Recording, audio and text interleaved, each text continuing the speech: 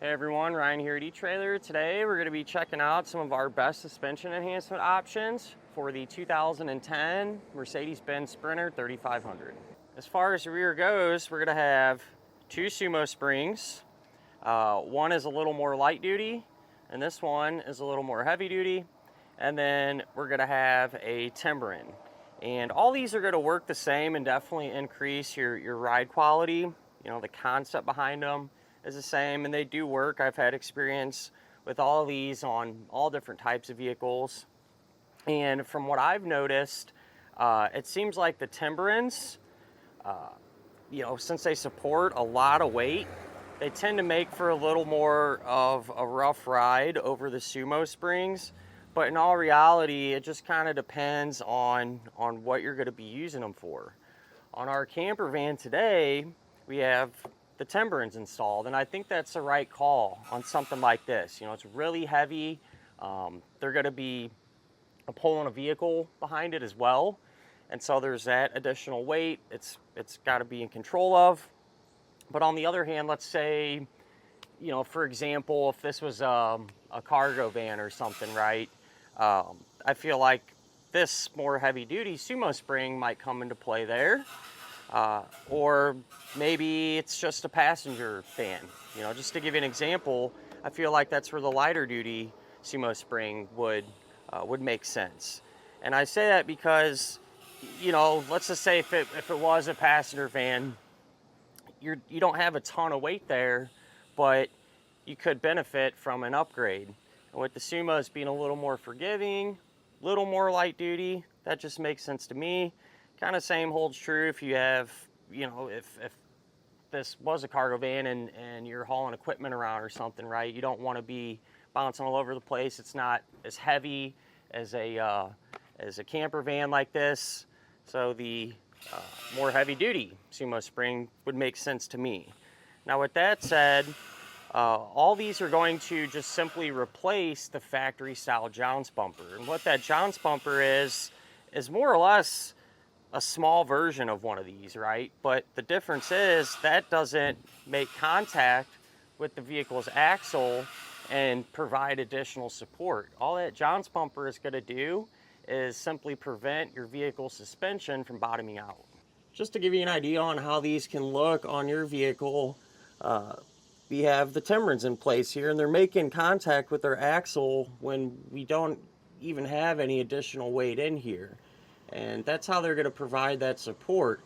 And what all these enhancements are going to do is, from my experience, you know, obviously you'll get reduced sag and stuff like that. But more importantly, at least in my opinion, these are really going to help with body roll. You know, these vehicles are really tall, they catch a lot of wind, they're just kind of sloppy, you know, when you hit bumps and things of that nature. And so what body roll is when it's kind of top heavy, right? And it wants to kind of rock back and forth, and it's super loose and things like that. So when that starts to happen, with these making contact, they're going to want to force that energy back up into the chassis and keep everything a lot more level. And they really do make a big difference in terms of body roll. Usually I see about half of what it used to be. And so what that's going to do is make for a more comfortable driving experience, not being all over the road, getting blown around, and you know, actually have a little bit more of a tight suspension feel. If you do end up going with any of these enhancements and really like the feel of it and kind of want to go the extra mile and continue to improve your ride, there are sway bar upgrades available too. So that's what this part is, and that would really complement you know, your first suspension enhancement. A lot of these sway bars are overbuilt in a sense, as far as the upgraded ones go, and work great when paired up with other enhancements. You kind of get a whole package that way. So if later on down the road, if that's something you want to do, you can always check those out. So I mentioned, you know, these are kind of staged, if you will, okay? So we have the more light duty, medium duty, and more of the heavy duty right here. And as far as what these are going to be able to handle, the SumoSpring This one is going to be good for 900 pounds at 50%, meaning when this is compressed 50%, that's how much weight it's going to support. This one is 1,400 pounds at 50%. And as far as the Timbren goes, this is going to have an 11,000 pound weight capacity. Now keep in mind, with all these, these aren't going to increase your vehicle's overall load carrying capacity. This is just how much weight they're going to be able to handle. One of the nice things with all these is the more weight you end up putting inside of the vehicle, the more support you're going to get. They're almost like a progressive type enhancement, all right?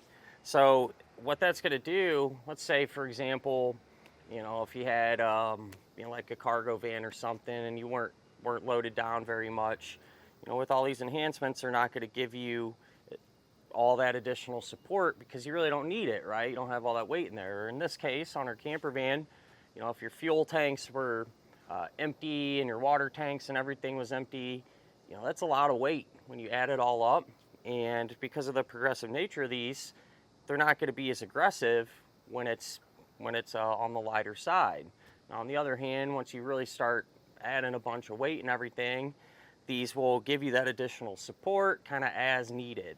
And so that'll kind of help make the ride a little bit more comfortable too. It won't be so stiff when you're not as heavy. And one of my favorite things about these types of enhancements in general is the fact that they're maintenance free. You don't really have to bother with anything, right? Once you get these installed, you can forget about them. You don't have to grease them or, do any maintenance at all when it comes to that type of thing. Unlike, let's say, for example, an air spring, with those, you're constantly changing pressures and worried about air leaks and things like that. And so with the setup like this, it's really straightforward. You put it in there and you're done. As far as the durability is concerned, when it comes to all these, they're going to be made from materials that, really stand up against grease and oil and road grime and extreme temperatures and things like that. It wasn't but maybe about a month or so ago, actually, I had a Ford Transit in here. So kind of a similar setup. It was a camper van, kind of a similar setup to what we got going on here. And they had SumoSprings on it, right? And this van was probably 6 or 7 years old. And what I noticed with the SumoSprings is they were all still held together and everything. They didn't look like they were in bad shape at all. But just from kind of eyeballing it, I could tell that they were probably compressed a little more than what they would have been brand new.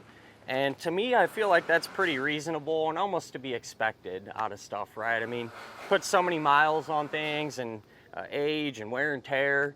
I don't care what you got. Stuff's going to kind of start to break down sooner or later. But overall, pretty impressive, after that amount of miles and that many years, that you're still getting performance benefits out of them. And the same's going to hold true from the Timbrens. We've got people here at eTrailer that use these on their personal vehicle, had them on for a long time, and no complaints as far as the durability of them goes. So when it comes to that, really can't go wrong with any of these. But I would say the major takeaway, at least for the rear enhancement, what one's going to be best for you really just depends on your particular situation and what you're going to be doing with your vehicle. For those of you on the lighter side, just looking for a little extra something, feel like for this little more light duty SumoSpring come into play, kind of somewhere in the middle, towards the heavier side even, kind of this middle of the road SumoSpring would work well there. And then for something really heavy, right, really putting it to the test like our camper van, I feel like that's where the Timbren would probably shine the most. As far as the front is concerned, we have very similar components as the rear ones. All right, so we have a SumoSpring here. This is a little more of a light duty one. Another SumoSpring, which is more on the heavy duty side. And the ones that are installed on our vehicle are Timbrens, which are pretty much kind of a miniature version of the ones that are on the back there.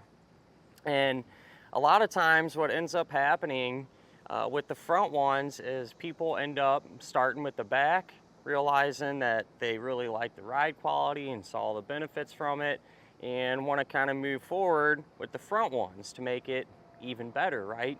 And it makes sense, honestly, because let's say if your vehicle was kind of squatting like this, right, before any of these enhancements were put on, then you put them on and it kind of levels the vehicle out.